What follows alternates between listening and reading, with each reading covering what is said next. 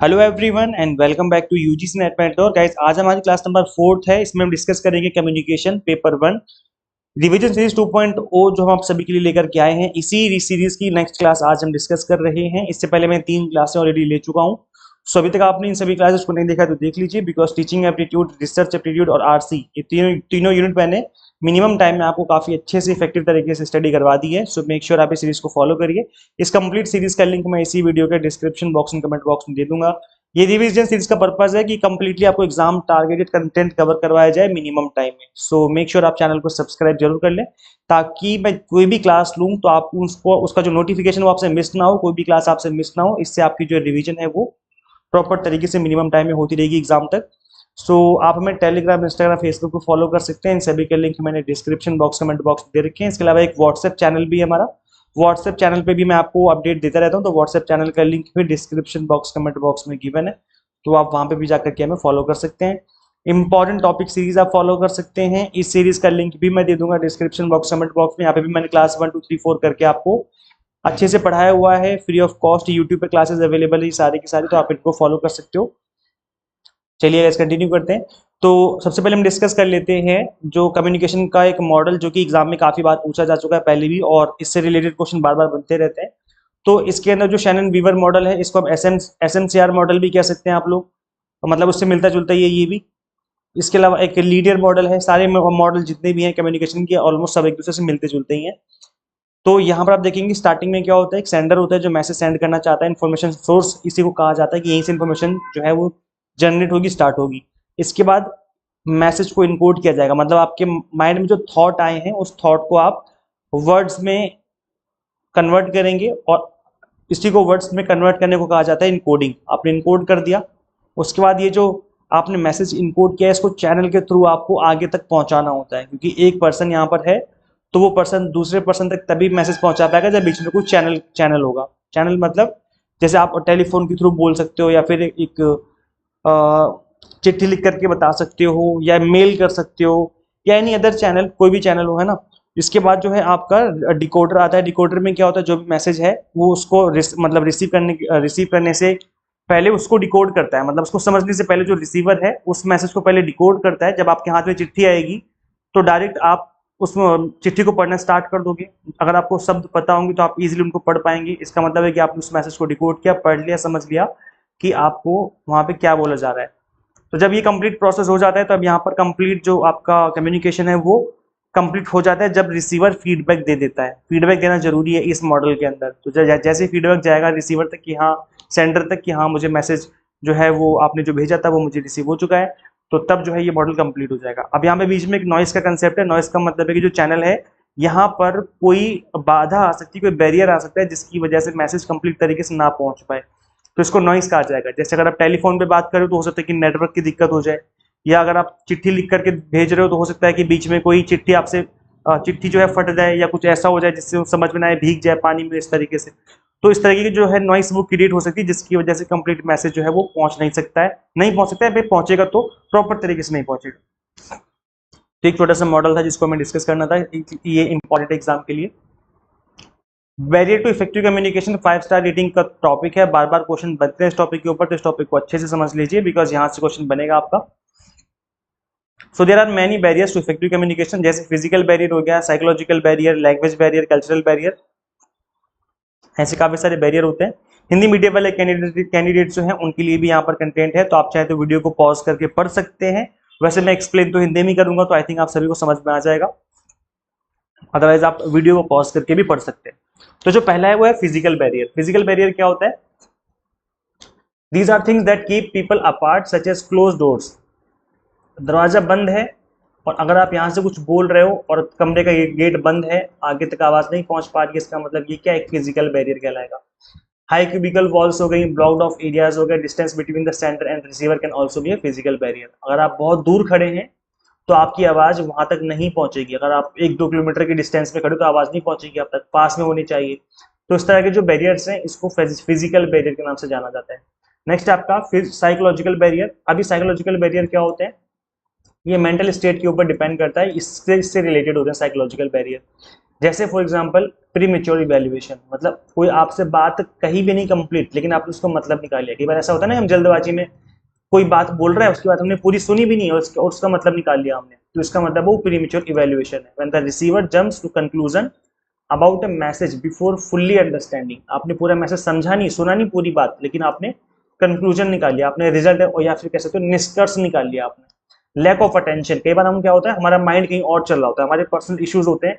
आपका अगर ब्रेकअप हुआ है तो उस केस में आपसे कुछ बोला जाएगा, तो हो सकता है कि आप प्रॉपर तरीके से बात ना समझ पाओ, या अगर आपके साथ कोई ऐसा हादसा हो गया है या फिर आपका माइंड अभी सही नहीं, तबियत खराब है, बुखार हो गया है, तो आपका लैक ऑफ अटेंशन हो जाएगा, मतलब आपका ध्यान नहीं क्या बोला जा रहा है। जैसे क्लास में होता है, क्लास में अगर आप बैठे हो कॉलेज में, तो वहां पे अगर टीचर पढ़ा रहे हैं आपको सामने से और आपके दिमाग में चल रहा है कि यार लंच में मैं क्या लेके आ गया, कुछ अच्छा लेके आना चाहिए था, या चलो एक काम करते हैं लंच ब्रेक में मोमोज खाएंगे, तो इस तरह की जो चीजें आपके दिमाग में चल रही हैं, ये क्या है, लैक ऑफ अटेंशन, मतलब आप ध्यान नहीं दे रहे हो जो आपसे बोला जा रहा है, तो ये भी क्या एक साइकोलॉजिकल बैरियर है। नेक्स्ट है आपका लैंग्वेज बैरियर। लैंग्वेज बैरियर नाम से पता चल रहा है कि लैंग्वेज की वजह से मैसेज कंप्लीट तरीके से समझ नहीं पा रहे हैं हम लोग। सो है ना, जो लैंग्वेज है वो अलग अलग है। जैसे हम अगर हिंदी में बात कर रहे हैं, साउथ इंडिया में जाएंगे तो वहाँ की लैंग्वेज अलग होगी, तो हम आप एक दूसरे के मैसेज को समझ नहीं पाएंगे, तो ये लैंग्वेज बैरियर हो गया।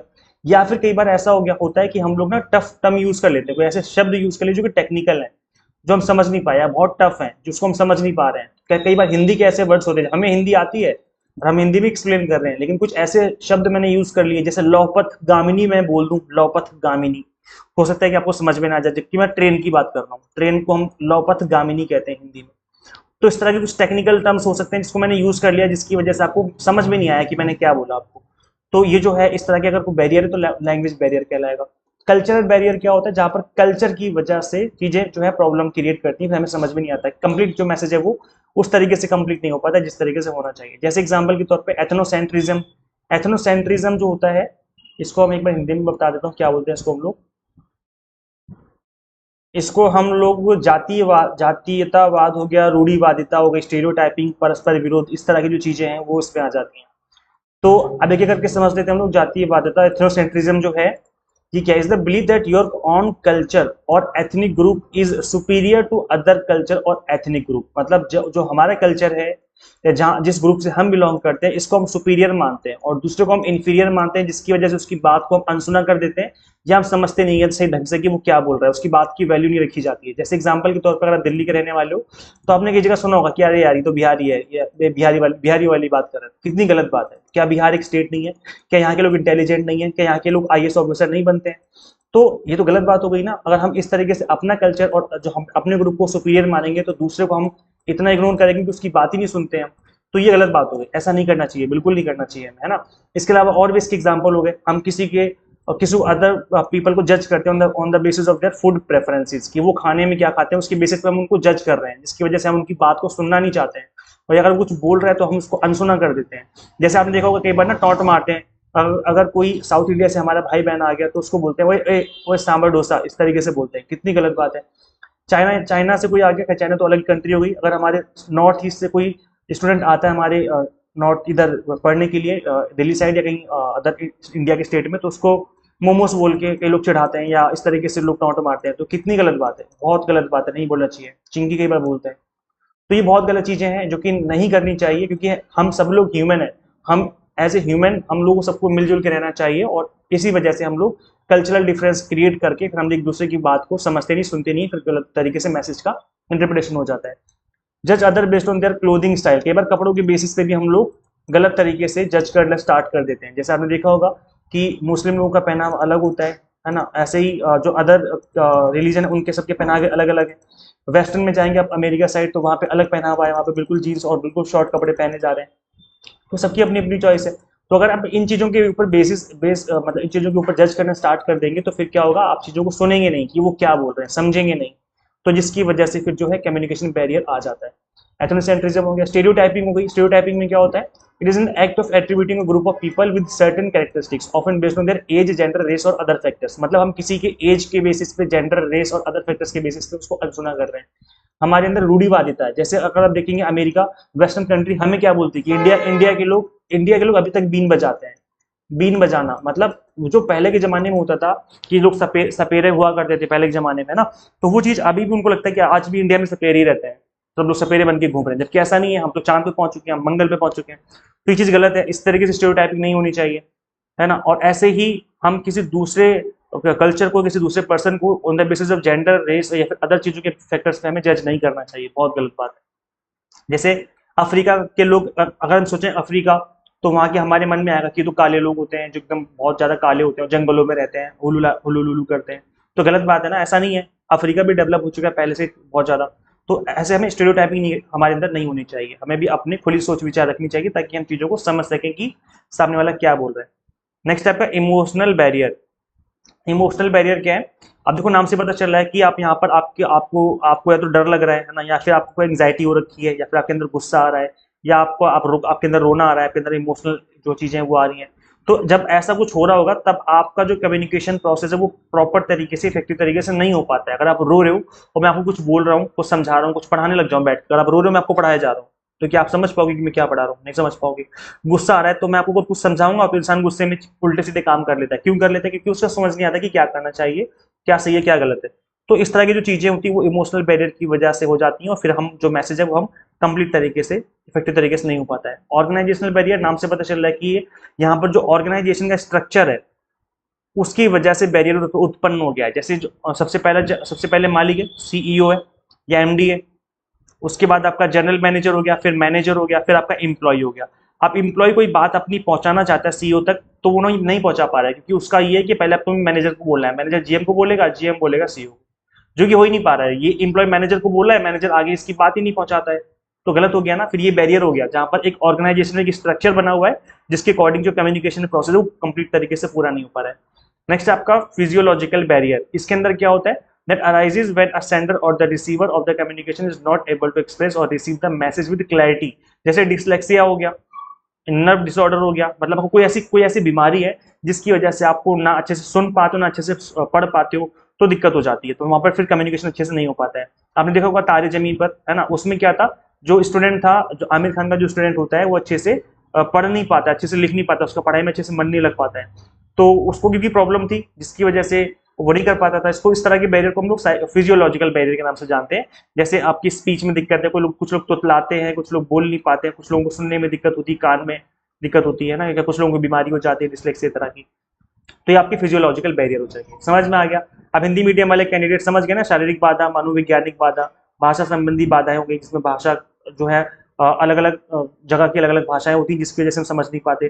सांस्कृतिक बाधा हुई कि अलग अलग संस्कृति के लोग होते हैं तो वो अलग अलग तरीके से बिहेव करते हैं, आपस में बात नहीं कर पाते प्रॉपर तरीके से। भावनात्मक बाधा हुई जहाँ पर लोग चिंता, क्रोध या कर रहे होते तब भी जो मैसेज है कंप्लीट तरीके से पूरा नहीं हो पाता है। संगठनात्मक बाधा, मतलब जो संगठन है, जो आपकी कंपनी है, जो ऑर्गेनाइजेशन है, उसके अंदर इस तरीके का बैरियर बना हुआ है जिसकी वजह से जो कंप्लीट मैसेज है वो ऊपर से नीचे तक अच्छे से नहीं पहुंच पा रहा है। नेक्स्ट है क्लासरूम कम्युनिकेशन। गाइस ये भी 5 स्टार रेटिंग का टॉपिक है, क्योंकि इसके ऊपर भी बार बार क्वेश्चन एग्जाम में पूछा जाता है। तो क्लासरूम कम्युनिकेशन का क्या मतलब है? जहां पर एक्सचेंज होता है मैसेज टीचर और स्टूडेंट्स के बीच में, है ना। It is important for students to learn effectively and can be verbal, normal और रिटन। और ये मैसेज जो किसी तरीके से भी हो सकता है, चाहे वर्बल हो चाहे नॉन वर्बल हो, बस क्लासरूम के अंदर होना चाहिए, टीचर स्टूडेंट्स के बीच में होना चाहिए, है ना। तो यहाँ पर पॉजिटिव लर्निंग तब हो पाती है, अच्छे से इफेक्टिव लर्निंग तब हो पाती है जब स्टूडेंट्स तक प्रॉपर मैसेज पहुंच पाए जो टीचर पढ़ा रहा है।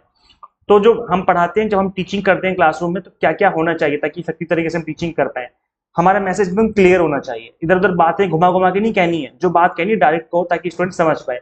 यूज एवरीडे वर्ड्स, नॉर्मल एकदम सिंपल शब्द हमें यूज करने चाहिए पढ़ाने टाइम पर ताकि स्टूडेंट समझ पाए। मैंने देखा कुछ क्लासों में, कुछ कॉलेजों में, कुछ स्कूलों में ऐसा होता है कि एकदम फटाटेदार इंग्लिश बोलने आया टीचर और बोल के समझा के पूरी क्लास लेके चला गया, स्टूडेंट को कुछ भी समझ में नहीं आया कि क्या पढ़ाया टीचर ने आज में। तो अगर हर एक स्टूडेंट को इंग्लिश प्रॉपर तरीके से नहीं आती तो ऐसे में टीचर को कंप्लीट 100% इंग्लिश यूज नहीं करनी चाहिए। हमेशा अपने क्लास को देख के पढ़ाओ कि आपकी क्लास किस तरह की लैंग्वेज को समझ पा रही है, क्योंकि कम्युनिकेशन जरूरी है, लैंग्वेज जरूरी नहीं है। तो हमें एवरीडे के वर्ड्स यूज करने चाहिए ताकि स्टूडेंट्स अच्छे से समझ पाए। जब आप कल को टीचर बनेंगे तो इस चीज का ध्यान रखना। इनकरेज करिए पार्टिसिपेशन ताकि स्टूडेंट्स बीच में इंटरेक्शन करें, क्वेश्चन पूछें और हम आपस में वो डिस्कस कर सकें। क्रिएट अ कंफर्टेबल इन्वायरमेंट ताकि स्टूडेंट्स इजीली समझ सके। ऐसे नहीं उसको डरा धमका के रखो, मुर्गा ही बना दो उसको ताकि फिर आप पढ़ाने लग जाओ, तो कैसे समझेगा अगर आपने उसको मुर्गा बना के रखा हुआ है। तो एक कंफर्टेबल इन्वायरमेंट होना चाहिए क्लासरूम के अंदर। फीडबैक दो स्टूडेंट को, बताओ कि भाई आप लोग किस तरीके से बैठे हो, किस तरीके से बैठना चाहिए, इस तरीके से बैठोगे तो और अच्छे समझ में आएगा। फीडबैक दो स्टूडेंट्स को उनका। यूज एक्टिव लिसनिंग, सुनिए ध्यान से कि टीचर क्या बोल रहा है, आप लोग भी सुनिए और टीचर भी सुने कि स्टूडेंट क्या बोल रहे हैं। तो जितना ज्यादा एक्टिव लिसनिंग होगी उतना अच्छे से कम्युनिकेशन प्रोसेस हो पाएगा। नॉन वर्बल कम्युनिकेशन का यूज करिए एज ए टीचर। हम नॉन वर्बल कम्युनिकेशन का यूज करते हैं क्लासरूम में, जैसे बॉडी लैंग्वेज होगी, फेशियल एक्सप्रेशन हो गया। कई बार हम घूरते हैं बच्चों को तो बच्चे डर जाते हैं कि अरे सर हमें घूर रहे हैं, तो इससे क्या होता है कि हमें वहां पर नॉन वर्बल कम्युनिकेशन, इसका मतलब है चुप रहने का संकेत दिया जा रहा है। गिव पॉजिटिव फीडबैक, किसी बच्चे को अप्रिशिएट कर दो, है ना, ताकि वो जब आप उसको प्रेज करोगे, उसकी तारीफ कर दोगे, तो वो और अच्छे से मेहनत करेगा, उसको लगेगा कि हाँ मैं कर सकता हूँ, मैं पढ़ सकता हूँ, है ना। तो हमेशा क्लास रूम में पॉजिटिव रहना है, पॉजिटिव फीडबैक देना है बच्चों को, ताकि वो और अच्छे से अपनी लाइफ में बढ़ सके आगे। चेक फॉर अंडरस्टैंडिंग, स्टूडेंट्स को चेक करते रहिए कि क्या वो समझ पा रहे हैं। इससे उनको बोलिए कि पॉइंट्स को रिपीट करिए ताकि उनको पॉइंट्स याद रहे। मैं हमेशा कहता हूँ आपको रिवीजन करनी है, याद करना है। तो ये क्यों? क्योंकि मैं आपको आपकी अंडरस्टैंडिंग चेक करना चाहता हूँ कि आपको कितना समझ में आ रहा है, आप लोग लंबे टाइम तक याद रख सकें। Types of mass media, guys ये भी एग्जाम के लिए काफी इंपॉर्टेंट है। ट्रेडिशनल मीडिया क्या होता है? जब हम लोग बिल्कुल ही जो पुराने टाइम की जो चीजें, जैसे नुक्कड़ नाटक हुआ करते थे, आपको पता है नुक्कड़ नाटक हुआ करते थे पहले, जब हमारे मोबाइल फोन नहीं हुआ करते थे तब नुक्कड़ नाटक हुआ करते थे। या गली में आते थे लोग बाग ढपली बजाते हुए, बताते थे कि आज सुनो सुनो सुनो आज ये होने वाला है। तो वो क्या था? वो सब आपके ट्रेडिशनल मीडिया थे, जिसमें कुछ अनाउंसमेंट की जाती है, कुछ किसी चीज के बारे में बताया जाता है कि ऐसा कुछ होने वाला है। फिर उसके बाद प्रिंट मीडिया आया। प्रिंट मीडिया में क्या होता है? जैसे आपका न्यूज़पेपर हो गया, मैगजीन हो गया, इसमें आपकी न्यूज आती है, खबरें आती है, जिसको आप पढ़ते हो, कम्युनिकेशन इसके थ्रू आप कर पाते हो। नेक्स्ट आता है आपका इलेक्ट्रॉनिक ब्रॉडकास्टिंग मीडिया, जैसे आपके आज तक चैनल हो गया, है ना, न्यूज चैनल्स हो गए, ये सब इसके अंदर आ जाएंगे।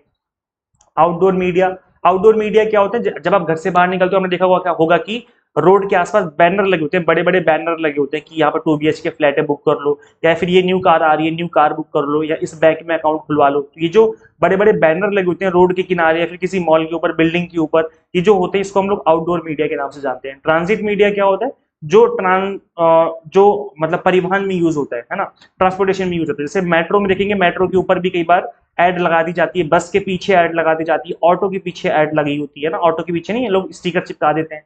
तो इस तरह की जो एड होती है उसको हम लोग बोलते हैं ट्रांजिट मीडिया। और जो आपका लास्ट है दैट इज न्यू मीडिया, जो कि डिजिटल मीडिया है। जैसे आप अपना मोबाइल फोन ओपन करेंगे तो जब अगर कोई आपने ऐप ओपन करी तो वहां पे ऐड आ जाती है, यूट्यूब ओपन किया तो यूट्यूब में ऐड आ जाती है। इस तरह की जो ऐड है वो आपको डिजिटल मीडिया के नाम से जाना जाता है, जहां पर आप बिल्कुल ही नए तरीके से ऐड आ रही है डिजिटल फॉर्मेट में, और उसको चेंज भी किया जा सकता है immediately.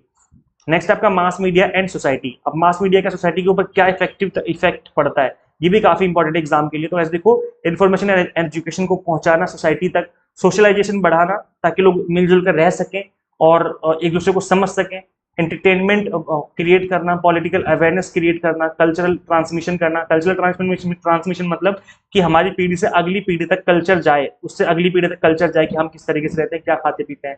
Catalyst to development, development में एक सहारा बनना, एक चेंज लाना ताकि स्पीड से डेवलपमेंट हो सके। तो ये सब मीडिया के काम है, लेकिन आपको पता है इंडिया की मीडिया की हालत बहुत ज्यादा खराब हो रखी है। खैर उसके बारे में बात नहीं करेंगे बिकॉज हमें नेगेटिविटी नहीं फैलानी है, बट इंडिया की मीडिया की हालत बहुत ज्यादा खराब हो रखी है। ये इसमें से जितने भी मैंने पॉइंट बोले हैं, एक भी पॉइंट के ऊपर अच्छे से काम नहीं कर रहे हैं, जो कि बहुत ज्यादा चिंता का विषय है हम सभी के लिए। क्योंकि हम, इंडिया हमारा घर है। अगर आपके घर में सोच के देखो, अगर आपकी 5 फैमिली है, 5 मेंबर आपके घर में, जिसमें 3 लोगों की लड़ाई चल रही है, कि आप सुकून से रह जाओ, रह पाओगे उस घर में? दिक्कत होगी ना आपको उस घर में रहने में। मतलब कहने का कि आप जो तरीके से आप काम कर पाते हो, जिस तरीके से आप पढ़ाई कर पाते हो घर में रह करके, आपको शांति चाहिए होती है चीजों को करने के लिए। तो इंडिया हमारा घर है, अगर हम लोग मिलजुल के नहीं रहेंगे या मीडिया अपना रोल नहीं निभाएगी तो दिक्कत ही होगी। तो वो वाली बात है, मतलब इसका इफेक्ट सबके ऊपर पड़ता है फिर। नेक्स्ट आपका नॉन वर्बल कम्युनिकेशन। अब इसमें क्या है गाइस, ये भी एग्जाम के लिए काफी इंपॉर्टेंट है, आप सभी के लिए सुन लीजिए, समझ लीजिए अच्छे से। इसमें आपका फेशियल एक्सप्रेशन आ जाता है कि फेस पे आप क्या दिखा रहे हो, जेस्चर आ जाते हैं। जेस्चर मतलब कि आप किस तरीके से आपके हाथ पैर मूव कर रहे हैं, आपके आंखें कैसे ब्लिंक कर रही हैं, मूवमेंट्स आ जाते हैं हमारे हाथों पैरों के, आई कॉन्टेक्ट आ जाता है इसके अंदर, नॉडिंग द हेड आ जाता है, मतलब सर हिलाना। फिजिकल अपीयरेंस आ जाता है कि आप किस तरीके से दिख रहे हो, क्योंकि अगर आपने अच्छे कपड़े पहने हैं इसका मतलब आप प्रेजेंटेशन देने आए हुए, फिर आप अच्छी सी चीजों को प्रेजेंट करना चाह रहे हो, तो आपका फिजिकल अपीयरेंस भी बहुत मैटर करता है नॉन वर्बल कम्युनिकेशन में। आप types of non verbal communication समझ लेते हैं, क्योंकि ये भी एग्जाम के लिए काफी इंपॉर्टेंट है। सो फेशियल एक्सप्रेशन इसके अंदर आ गया, जेस्चर आ गए, जैसे कि मूवमेंट्स लाइक वेविंग और पॉइंटिंग, मतलब हाथों को हिलाना कि जाओ या रुक जाओ, इस तरीके से।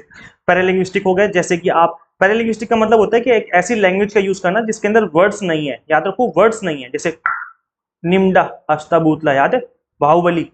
बाहुबली में क्या था, वो जो यूज करता है वो पैरालिंग्विस्टिक थी, जिसके अंदर क्या होता है कि मतलब वो कुछ बोल तो रहा है लेकिन अब उसके अंदर वर्ड्स नहीं है।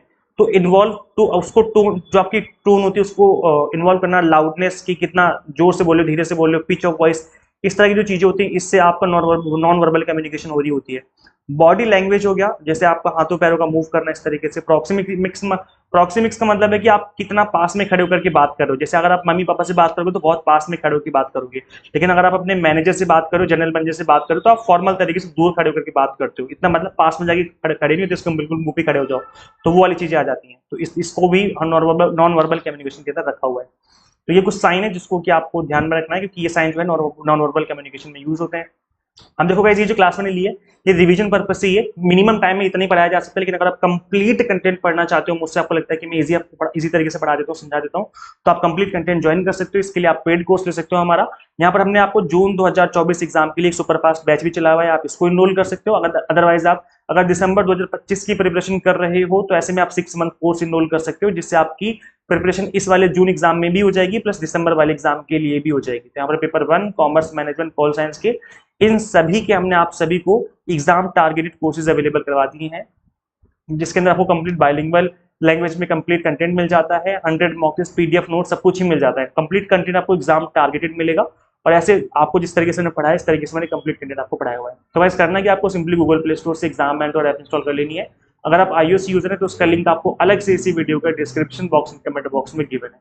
सो गाइस, इस वीडियो में इतना ही, मिलते हैं हम लोग फिर नेक्स्ट वीडियो में। शेयर जरूर करें इस वीडियो को ज्यादा से ज्यादा सभी कैंडिडेट्स के साथ जो भी यूजीसी नेट की प्रिपरेशन कर रहे हैं, और चैनल को सब्सक्राइब कर लीजिए अगर अभी तक चैनल को सब्सक्राइब नहीं किया है। सो गाइस, मिलते हैं फिर नेक्स्ट वीडियो में। Till then keep watching UGC NET mentor. Thank you so much.